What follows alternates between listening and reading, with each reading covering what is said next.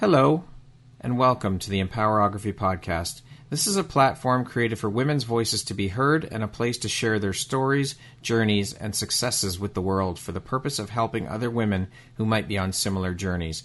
We are empowering women one episode at a time. I'm your host, Brad Walsh, so kick back, grab one of your favorite beverages, and enjoy the stories.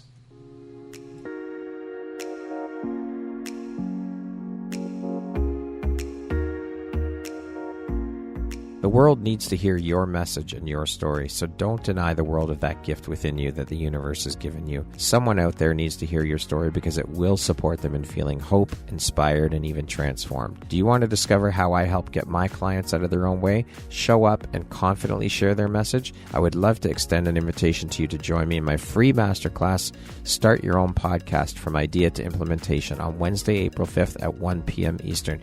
You can find the registry link in the show notes. Hope to see you there. Hello there, Brad Walsh here, your host of the Empowerography Podcast. Today, my guest is Falyn Morningstar.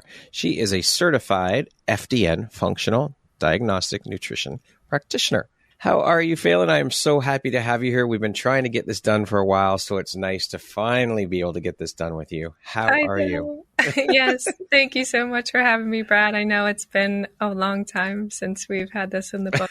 Pleasure to be here this morning. I am honored and so excited to have you here. So with that being said, let us jump right in. So for those unfamiliar with what an FDN is, could you provide an overview of what functional diagnostic nutrition is and how it differs from traditional approaches to health and wellness? Absolutely. So the term functional diagnostic nutrition, or the phrase, is we are looking at the entire body. So we are looking at all of our complex systems and how they integrate into one another, how they impact one another. We are using functional lab testing as well to help validate any of the symptoms that we may be experiencing, because symptoms are almost the last thing to occur, right? There's always stuff that is deeper that we want to look at. So with the lab testing, we make clinical correlation with a client's symptoms. So we are looking at mental, emotional health, physical health, hormones, digestion, the whole gamut, and how you are functioning in your day-to-day lifestyle. So lifestyle is huge. There is no supplement that's going to cover anything. There is no one thing. It's a myriad of so many things. So we coach in a holistic way and really help to shift, help to support people changing their lifestyle so they can be more in balance instead of going through this, what we like to call as metabolic chaos. So we are practitioners, but we are essentially coaches. So we don't prescribe anything. We don't override any of your traditional doctor's recommendations or prescriptions. That is all up to you to make that decision. But I will say that people have honestly come off of prescriptions because they don't need it anymore when we have shifted a lot of those things. So to really make a distinguish between Western and more of the integrative Eastern, what we like to call, is that we are looking at the whole body. We're not just looking at the digestive tract and taking a probiotic. We are not just looking at our hormones and taking a specific steroidal hormone to help bring that up. We are looking at the whole system. People are so often looking for that magic bullet or that one pill fix or something, the overall one solution, and it's not that simple. I mean, when you think about it, our bodies are very complex. So there is no one simple solution, no magic bullet, no easy fix. But people so often want that. Right. And I think we've been conditioned to say that's the answer because we're getting hit with so many things in our life. We get to order something from Amazon and it comes the next day. And it's that continuous thing. So it's almost like we have to take a step back and realize that's not reality sometimes. And that one day we might be feeling a certain way and the next we're feeling completely different. So it's almost like this flow of life that we have to move with and really be introspective of what is coming up. So we don't end up with a very intense case of a diagnosis of hypothyroidism, of cancer or whatever. We want to help the person be proactive in preventing something like that. As opposed to reactive, which Western medicine typically is. And that must be a hell of a lot of deconditioning for you because people come in thinking, oh, I'll just get this pill. That'll fix everything because of the conditioning. And it's got to be really tough to explain that to people and have people get on board with that. Absolutely. And I see it in myself sometimes too. We all do. Exactly. And it's, can we have compassion for that pattern to be so ingrained in us? And can we keep breaking through that? Can you just see that a little bit of a different way? And it takes time for us to see it in a different way. And it is a gentle unfolding. A difficult one. Yeah. What drives, motivates, and inspires you to keep going and excelling at all that you do, Falyn? I would say when I see women that are going through a really challenging time, I do look at myself. And I see such confusion or being pulled in so many directions, not really knowing the quote right answer. And although there's no really right answer, it's almost like my drive is to help women come back to themselves, because we do hold such vast answers that maybe we've just been disconnected with. And I think from you being a healthier person, it allows your brain to think better and allows you to have more energy to do the things that you actually want to do, not what society is telling you that you should do. So I think really my biggest drive is to help women come back into their power. And there's that conditioning piece yet again. It keeps popping up. What inspired your journey into the world of health and nutrition specifically? And did this journey begin with some of your own personal health and wellness struggles? Yes. So about 4 years ago, I was dealing with a lot of physical health symptoms, and they seemed to be compounding on each other. And at this time, I didn't really know anything about functional health or holistic wellness. And I went to my family physician. I went to my gynecologist, and unfortunately, I didn't really receive the answers that I was looking for. So I thankfully knew somebody in the functional health realm, and I explored that a bit. I went through my own series of testing, which really validated these symptoms, because it said, I'm not crazy. There is actually something going on here. Even though I look physically fine on the surface, there's something much deeper going on. So I think it's almost like our biggest challenges are our biggest triumphs almost. And so that is how I got into the work that I do, because I saw such a disconnect between what Western medicine was really, quote, supporting us with and what we actually need to be supported with, so we can lead a more harmonious and more joyful life, rather than, like you just mentioned, maintaining symptoms. Because just for example, if we're looking at a functional lab range compared to a Western standard lab range, it is much different. The Western is much broader, so it's capturing a lot of people saying, you're okay,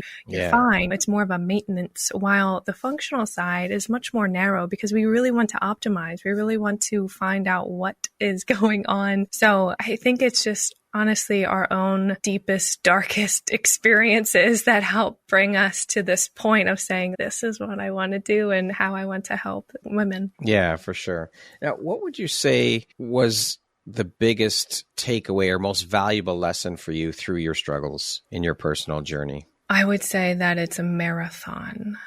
Again, not a sprint. Exactly. There's not that pill. There's not that next week I'm going to be great. Right? So when I had these symptoms come up at 26, it was almost like there's 26 years of maybe poor eating or the thinking patterns, the sponge that I've just absorbed all of this information, the nervous system development. It's 26 years. And now I'm 30, almost turning 31. And we just need to take it one day at a time, one step at a time, because it can be so overwhelming to change so many things. And I totally felt wrapped in that, and sometimes still do. So it's almost like, how can we ground ourselves and know that it is a marathon, right? Our health is our wealth. It's just an everyday type of practice of, can we be a little bit better today of how we are taking care of ourselves, how much time we have by ourselves, what we're choosing to eat on every single plate. Well, like you said, that's 26 years of conditioning of all of these things, and you cannot realistically expect to undo all of that in a week or in 2 weeks or even in a year. I mean, maybe it's possible in a year if you continually work at it, but you can't expect results and a complete turnaround within a week or two. And to give, like you said, it's a marathon. Exactly. And even for women that have chosen to be on a hormonal birth control pill for almost a decade, like I had been on it for a decade. So it's that much of an impact for a decade. And say I had a client who had been on it, I think relatively 7 or 8 years. And after that, she was expecting to get pregnant right away. And there is so much hormonal imbalance there. There's a lot of mineral deficiencies that probably happen. There's some impact on the liver, right? So it takes some time for your body to really come back together and centered. Yeah. Exactly. So it's such a gentle process that I know we are all our own worst critic. But again, it's almost, can we reestablish this connection with ourselves and also whatever you believe in, that might be some higher source, the universe, God, whatever it is, can we trust in that timing for us? Absolutely. Yeah. And that's the part that people have problem with, is the patience and waiting.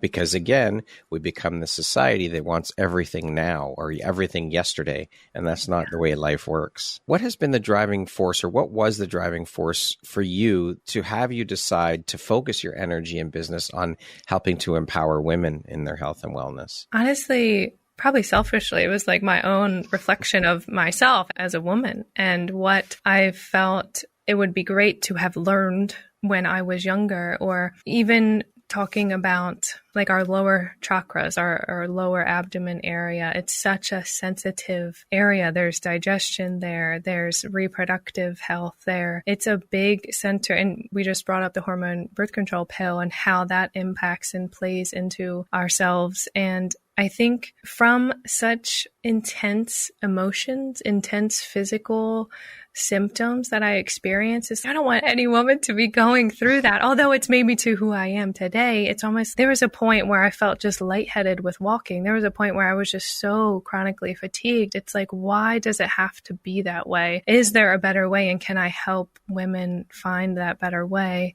So I think it's so ingrained that it's almost like giving other women the things that I felt like I didn't get. That makes it feel so worthwhile or so connected, because it doesn't feel good to be sick. No. And so it's, what can I do? It's almost like we have these things happen to us for a reason. And just last year, it was not a repeat of 2020 when those original symptoms were coming, but it was another wave of intensity where I was like, I have to reevaluate things. And so from that intense experience, how can I bring that to the world and share what I learned again? It does feel like a spiral sometimes. I don't know if you feel like that, but it's still going up. Yeah, right? For sure. Falyn, what lights you up or excites you or inspires you the most about the work you do? When I see the transformation. So I incorporate a lot of emotional regulation in my client sessions. And when I see a client experience this elated joy feeling, or when I see like a light bulb click and she explains to me, last week this happened and this week I handled it differently. It's, yes, this is working. This is fantastic. And that's what reminds me of just sometimes the frustration that happens with being a business owner. Yeah. Like when those instances happen, when you see people have that transition, this is why we do what we do. And it's so beautiful. And I live for those moments, really. What challenges do you often encounter in the realm of functional health coaching, and how do you navigate the challenges for the benefit of your clients? So because the body is so complex, and because when we have these intense experiences, it kind of makes us shift to this sympathetic state. Our nervous system is very activated. And so when these things happen, or when a very intense traumatic experience happens, our nervous system takes that snapshot in time, and we don't want to go back there. Like, that does not feel good. Let's come back. Let's protect ourselves. Let's build this shield up. And I think what's important to know is when we are learning more about ourselves, I think it is saying it's never going to be the same. So functional health, with the testing, with the lifestyle shifts, it's not a perfect system. You might feel one way this day and another way this day. And I think what's challenging sometimes is that people expect these things to heal us. This is the end all be all. I'm forever going to be healed. And when we turn 55, for example, it's almost like we're always changing. And so our thoughts need to continue to change. This one program helps open these beautiful doors for you to think a little bit differently, for you to become your own health detective and continue on that journey. But I think one of the biggest challenges is that people think like this is it. Yeah. And this is just one path. Yeah. Right. And so it's just being open-minded to know our emotions are going to change. Our physical body is going to keep changing. And now you have the tools to bring out, you have this big toolbox. You can play with these things. You can experiment with these things. And Monday it's going to work great. Saturday it might not. Yeah. And it's just honestly a keep checking in. So I think the biggest thing is people's expectation of that this is going to be it. The work has to continue always because, as you said, we are constantly changing. We are growing. We are evolving as human beings, and things change. Our bodies change as we get older, and the work has to continue. Yes. And it reminds me of, I experienced a Vipassana meditation last October. So it was a 10-day silent meditation retreat. And the practice itself, it was teaching us about this term. It's called anicca. And it's almost like everything is impermanent. Every single second, every millisecond, everything is changing. It's always changing. And I think us humans, we're so resistant to change sometimes because it can feel very scary. Yeah. And with the tools that I help clients learn, these emotional regulation tools, these somatic exercises, it helps to say, I know things are going to change and I'm still going to be okay. That's important for sure. We're constantly bombarded with all of these fad diets, conflicting nutritional advice available to the public. How do you educate your clients to make informed decisions about their dietary choices and separate the fact from the fiction? So we look at what are they experiencing now, because there's honestly probably symptoms when you're not eating the greatest, when you're eating this processed foods or going out to eat regularly. There's usually symptoms that follow with that. And sometimes people don't recognize that. And it's almost because this is your lifestyle, it's kind of hard to see it. But once you take a step back and change a little bit of something and kind of look from another view, it's, oh my gosh, I didn't realize I was actually feeling like this. So with diet, we really work to, again, validate the person. And so we do a food sensitivity test. So this is looking at 176 different foods and substances to see how it interacts with your blood, to see if there's an immune type of response to it. So it helps to see it visually of what is not really agreeing with your system and what is. And so we're focusing on what does agree with your system. And so there's kind of a 3-phased approach where we really just focus on the green foods, the foods that are really in alignment with your current immune system and your gut health. So that's one way that we use the education around food. Right. Second way is, of course, I want to educate people about where food has actually come from. When you go into the store, what are you actually buying? What do each of your meals look like? Are you eating 3 times a day, or are you just eating one big meal? And we're trying to see how their energy level is throughout the day. Is their blood sugar dysregulated? Are they drinking coffee first thing in the morning, and why that's really can be a hindrance to their cortisol level and kind of the emotional roller coaster they might experience midday. We are talking about how animals eat. What do they eat, and how does that change their molecular structure? And then we are consuming animals, and how does that impact our structure? So it's almost like this thinking pattern of, if we can imagine the animals eating just a pastured grass or non-GMO feed that doesn't have soy in it. Imagine the quality. Let me tie in like energy here. So everything is energy, right? So the quality of the meats that we're eating has a specific energy to it. And so if we're eating that, it helps our energy, right? It helps our structure function better. So I think when we can think about it in that way, it's almost, maybe in my opinion, because it's been like this way for years, it's almost like a no-brainer. Of course I'm going to choose these healthier options because I get to do that and because I know it's extremely nourishing. So I think when we can educate on what specific foods are typically usually very inflammatory, like the gluten, the soy, sometimes dairy, depending on where you're buying it from, that really changes the game for people too.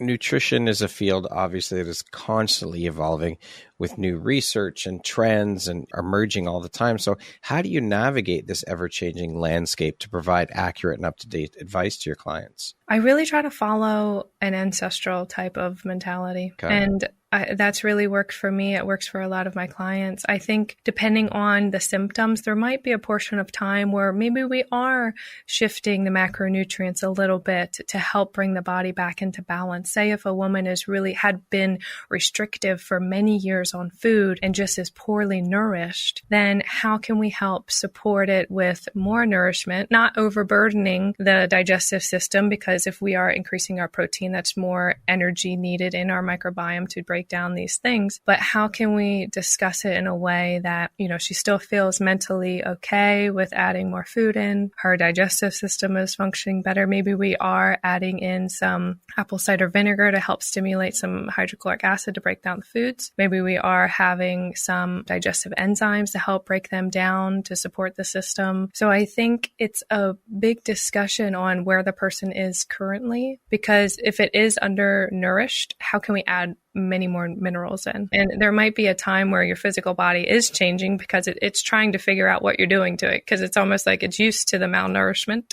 Yeah. And now when we add in some more carbohydrates, like healthy carbohydrates, there's fruits and honey, maple syrup, those types of things to support the liver in detoxifying itself, then of course we're going to have some physical changes. We're going to feel differently. So I think I really try to follow this ancestral-based diet. And there are plenty of foods out now that are healthy and have zero gluten in them. They have no soy in them. So I think because our demand of people is changing, the industry is trying to support that. So there are some packaged things that I wouldn't 100% recommend, but I'm like, it's not as critical than choosing Cheerios or choosing a standard cereal. Yeah. So honestly, it's focus on good, healthy protein. So the animal foods, focus on your good carbohydrates. Like I mentioned, the honey, the maple syrup, the potatoes. There's starchier vegetables out there as well. Some good quality rice. There's even really good quality dairy products too.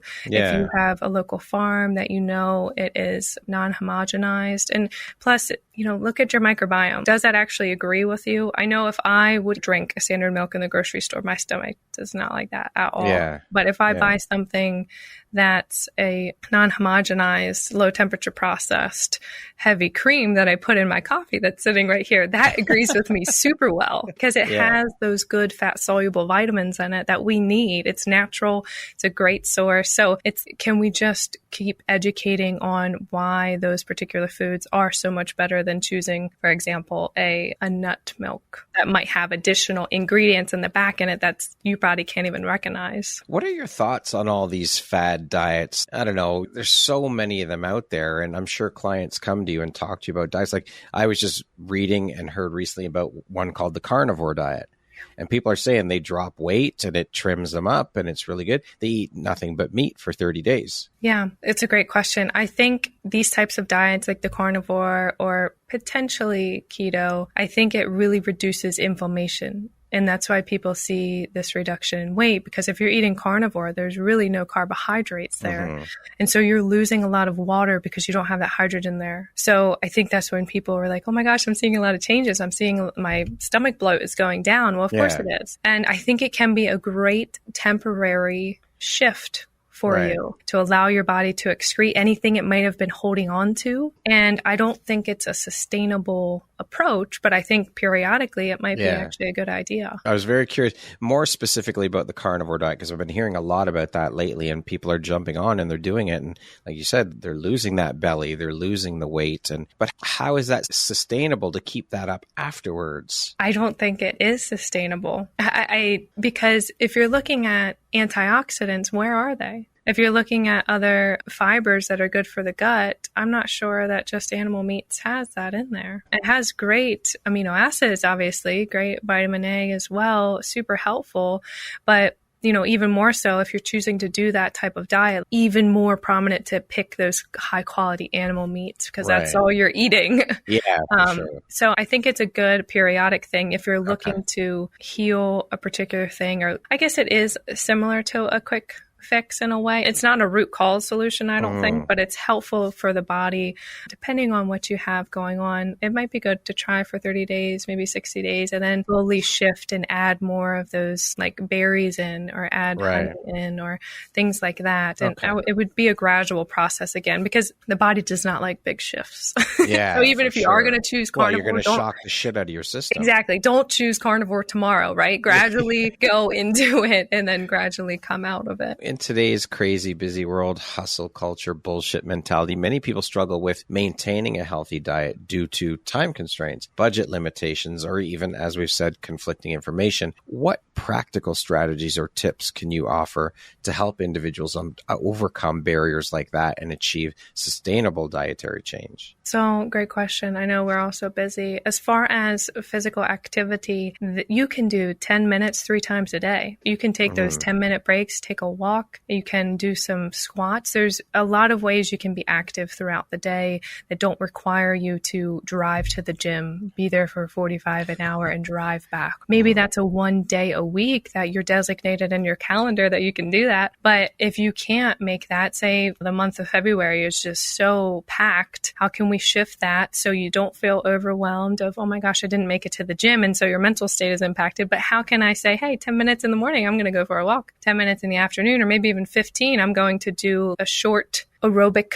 type of exercise, right, to get your heart rate up. So as far as diet, I would say it might even be cheaper than buying food that you are when you're driving, like getting takeout, or it might be cheaper than going to a restaurant with your friends and getting that food. So take a look at your bills of when you do that. Look at a month and how much you spend on coffee, how much you spend on food that's out to eat, and see if you can shift that into buying these whole food products that are at your grocery store, even your local farm. I think sometimes when I even go to the grocery store and then go to the local farm that I have fairly close by, it's actually similar, but higher quality in some things. So there are ways that it's like a perception shift that we talked about before. I think you might be surprised by how, I'm not saying it's not more expensive, but I am saying there are ways to work around it if you look at your whole budget. It's like we can make room for what we think we need to. And if you think that you need to make shifts in your diet, you will. Now, of course, the mind-body connection is integral to holistic health. So in what ways do you address and foster the mind-body connection in your practice? Great question. I can give a food example. Sure. If I am eating breakfast and I have the television on, or I have a phone call, or I'm trying to do work already when I'm eating breakfast, my stomach does not digest well. I can feel it. And I do have a sensitive stomach, so I have to be more cognizant of it. But if I am very present with my food, if I am saying a prayer before I eat, if I am thinking about the food, even before I take a bite, I'm already salivating. So our digestive juices are already starting to work for us. And if I think about the nourishment that is going in, the soy-free pasture-raised eggs, the sourdough toast that's no soy, no gluten, right? It's like I am feeding my body so much nutrition and I feel much more energized afterwards. So it's, again, if you can connect your mind to what you're doing and being very intentional with what you're doing, you foster a stronger connection every time, a better relationship from your head to your body every time. And the work that we do as far as the emotional side, we are, again, connecting the head that's always thinking to our body, realizing it is safe here. We don't have to be so stimulated by all of this external environment. We can come inside here and realize that we are safe. We are going to be okay. And sometimes that's checking in more often throughout the day. And other times it might just be once, depending on the day. So the mind-body connection, it's our thoughts can make us sick. And I've seen it in myself, and it is that cycle.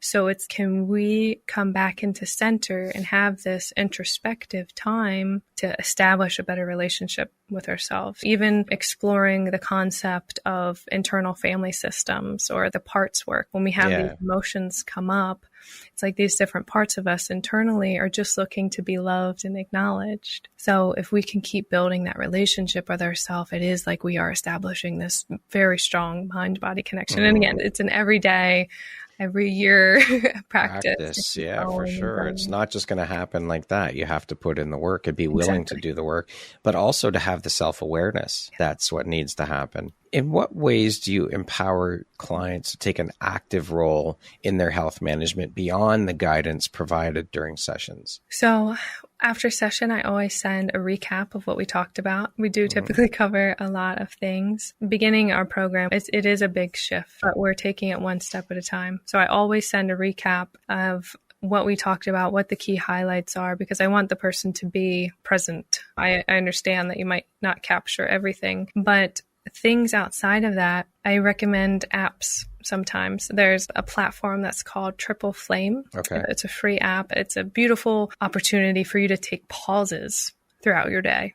To again, add in being present, not being so sucked into your work, into your screen, right? It's the ability to take pauses. So maybe I'll recommend something like that. Or maybe I'll recommend setting a timer in their phone to take those pauses. So I'll check in throughout the week as well. And I'm always open for texts, whatever questions that come up. I realize I can't travel to the grocery store with you. So if you're in the grocery store and you have a question, feel free to contact me. There's a protocol that's set up. And so when we're in a session, we're checking in with how that's going, how you're feeling, what do we need to adjust, what's happening. Along with the protocol, there's supplementation that goes in depending on what the labs are showing us with your symptoms. So there's always like a slow titration process as well, because you are an individual, so you need individual doses of things. So as far as outside of session, it's the meditation time that I recommend is so pivotal, because that is your time to yourself to start to rewire your thoughts, rewire your brain. And I recommend these specific somatic exercises as well. Okay. So again,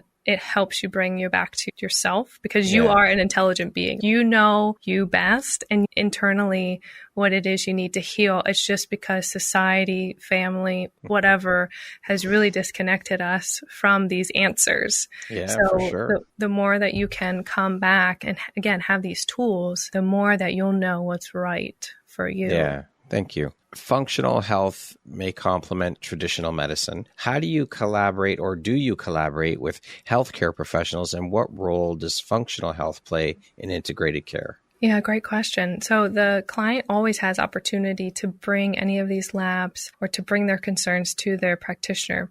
That's always open. I can send them to the doctor if that's preferred. Typically, everybody that I've worked with, and I opened this door, like, of course you can go see your doctor. I'm not your doctor. I'm just here to support you in guidance. So typically people don't interact with their doctor. If they were on like a heavy prescription, of course, I'm not going to say stop taking your prescription, but there are instances where they're like, no, I've already spoken to my doctor and it doesn't seem to be helping.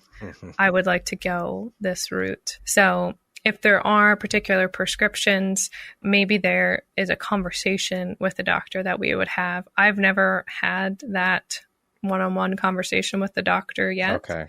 Certainly the door is wide open for that. But I think if, say, for example, I'm working with a client and she's having infertility issues and we went through some protocols, we did the testing, she changed a lot of her lifestyle, and her timeline for being pregnant wasn't happening quick enough. Of course, you have the opportunity to go see a specific specialist and maybe go through IVF treatment. And I'm always going to share about the timeline of things, and you were on the hormonal birth control pill for so long. So I'm just feeding information, but you're ultimately the decision maker. So the door is always open to have these discussions with Western style practitioners. And even I'm seeing that some doctors are opening their doors or their eyes up to, oh, this actually might be a better way of care, because maybe they've had experience themselves of, hey, something's not working for me, and here I am prescribing this to my client. There are people that are waking up. There is a better way to things. So unfortunately, I haven't seen many people have me speak with their physician. It's fantastic that people are starting to wake up, and we need more of it for sure. And it'd be great if more Western medicine doctors got on board with collaborating, not discounting Western medicine, but coming in and collaborating with Eastern medicine practitioners to combine forces, and you'd be able to accomplish so much more and help so many more people. Yeah.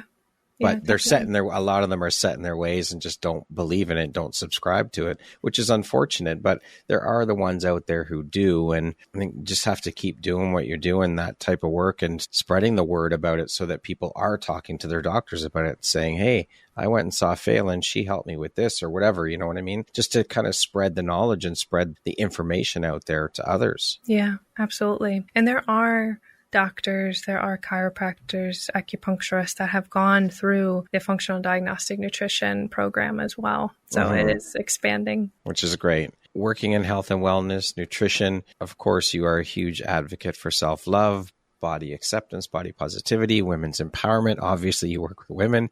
Can you speak a little bit about what those things specifically mean to you? Self-love, body acceptance, and women's empowerment? Honestly, I think I go back to childhood, Falyn, not feeling accepted, feeling judged. And the somatic experiencing tools really pop up to speak on, because those are the ways that we can reconnect with that part of us that feels unaccepted, judged, hurt, shamed, whatever. Because again, it goes back to these parts of us that are angry, sad, filled with grief, filled with shame, filled with judgment. They've all been the door's been closed. They're kind of locked away. And that is unfortunate.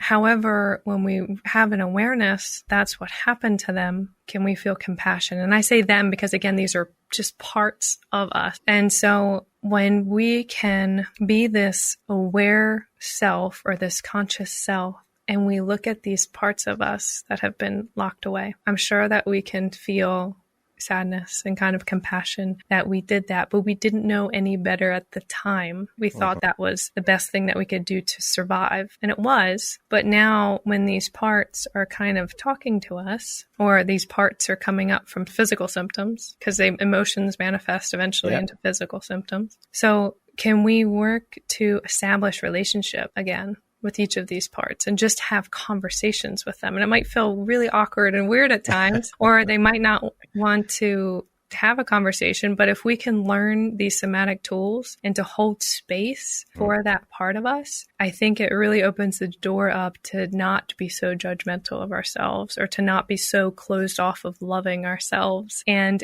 again, very gentle process that will unfold with years of your persistence. What advice would you give, Falyn, to someone wanting to pursue a career similar to yours? Great question. What advice would I give?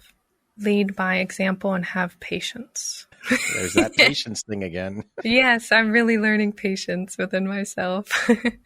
Because as you're having patience with yourself, realize that it takes a while for people to gain your trust. Realize how much it's taken you to gain your own trust back, because we have no idea what others have experienced in their lives of how the trust was broken. And I think when you keep showing up, leading by example, showing that you care, that really speaks volumes to people. And so the patience is super important if you're going to get into this line of work. What do you think your unique skill set or superpower is that's helped you become successful?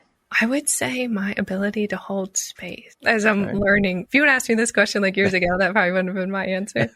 But I am learning that I actually do have a really good gentleness sometimes and compassion about me, and that I can hold space and really hear the person. I'm finding that Falyn in 2020 didn't really have emotional capacity. I didn't really know any of these tools, didn't know coping skills, none of that. And as it's opened, it's kind of like Pandora's box at first, to be honest, but as it's become more educated and integrated on the experiential level, I realized that I do have a really great capacity to emotionally regulate and help people in that fashion. I was just told yesterday of how gentle I can be. Like, you're so gentle, Falyn. And I was like, well, sometimes, yeah.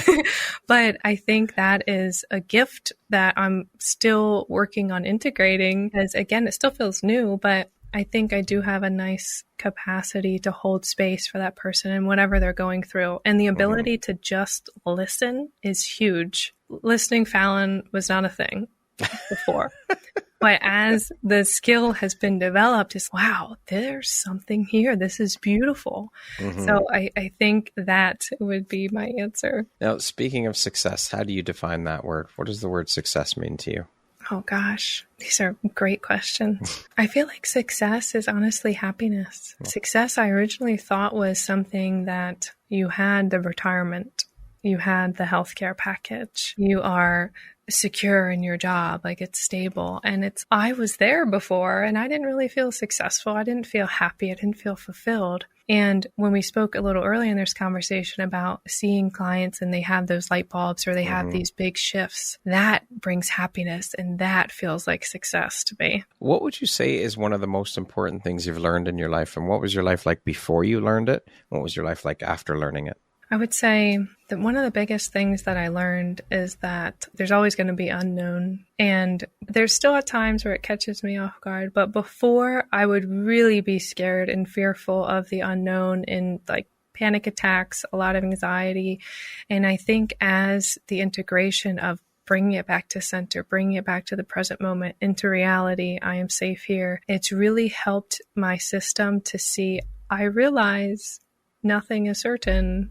And I'm still going to be okay. And that's been so pivotal. I can still feel have a lower day, like emotionally lower day. I can still feel down.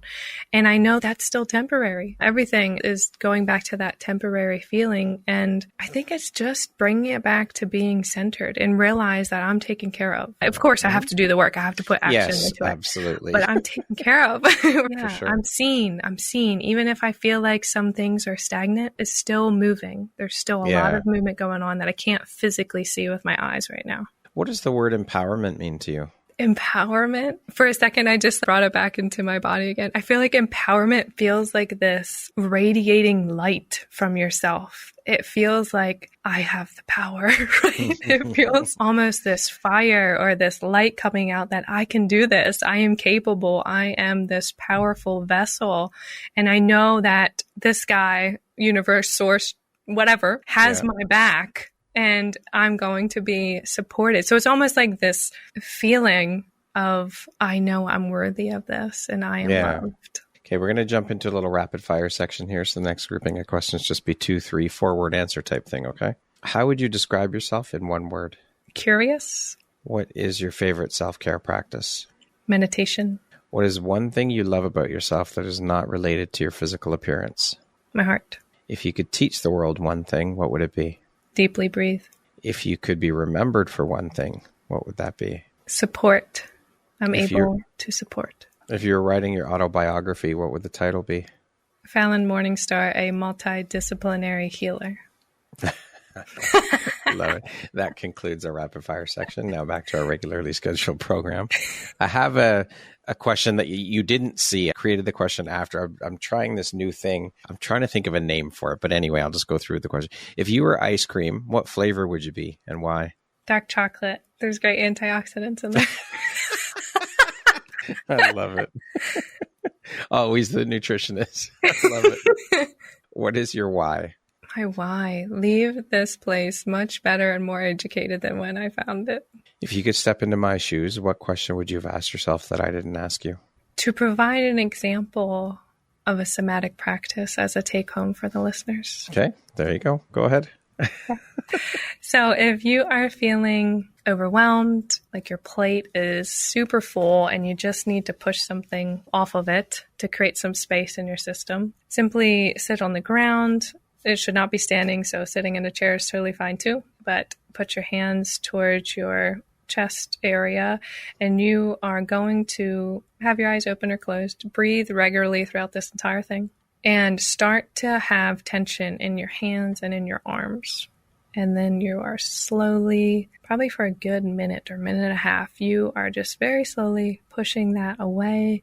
You can envision this project that your boss gave you and you're just like, I'm just going to push this away for a little bit, or I'm going to just push anything away. So if you do that once and do it slowly and keep breathing regularly, and then you put your hands down onto your lap, you allow your nervous system to catch up to what just happened, because the body is very objective. So it doesn't actually realize that you didn't physically push anything away. And when you can just sit here and observe your body, see if there's any opening in your chest, see if a yawn comes out, see if you have a deep breath come out, see if anything feels any different. Your shoulders might have come down. And if you don't feel anything, there's nothing wrong with that. You didn't do it wrong. Maybe you need to do it again, just to, again, connect with these sensations of this muscle being very tense and constricted and pushing away to it being more relaxed now. And if you do that at times that you just need some more space in your system, you will feel more space, 100% guaranteed. So that's just a short somatic practice that I could recommend. Beautiful. Thank you for sharing that, Falyn. If you had the opportunity to sit down and have a 1-hour conversation with one woman, any woman in the world, who would it be and why? Wow, this is a big question. Honestly, it would be someone in my family. I would say maybe a great-grandmother. I got to meet her when I was little. However, I think it would be valuable to just speak with her about her life and to get to know the family a little bit more, because my family has very surface level conversations, and it'd be helpful to just know more about our family and how it functions and how her life was when she was younger and just how it's changed. I really value having conversations with older folks just to get their perspective and their experience. So I would honestly say my great-grandmother. Beautiful. And lastly, Falyn, if you were to deliver your last 30-second speech to the world, your corner of the world, your tribe, your people, what would that last 30 seconds sound like? What words of wisdom would you impart? I would want women to know that you are protected and you are safe, and do not seek love externally. It is cultivated within yourself. And I'm sorry that you haven't felt that in your life. And it is up to us as adults now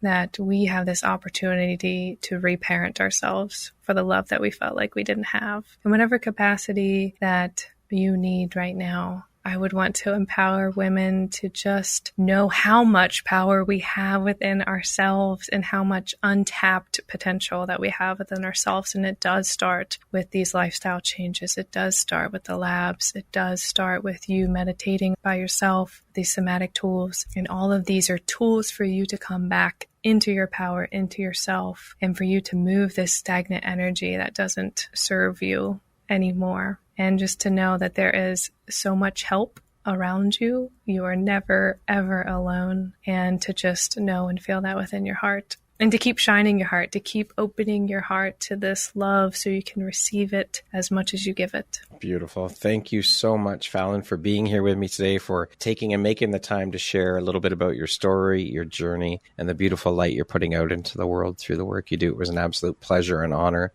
to have you here. Thank you for such a beautiful conversation. Thank you as well for the questions and holding the space. I appreciate it, Brad. My pleasure and my honor. Once again, my name is Brad Walsh, host of your Empowerography Podcast. Today, my guest has been Falyn Morningstar. She is a certified FDN Functional Diagnostic Nutrition Practitioner. Thank you so much, Falyn. I hope you have a wonderful rest of your day. Thank you very much for listening to this podcast. If you haven't yet, please be sure to subscribe, rate, review, and share with all your friends. You can find me at visuphoria.ca and follow me on Instagram at Empowerography Podcast and on Facebook at Empowerography. Please join me next time for another inspirational story from yet another amazing woman.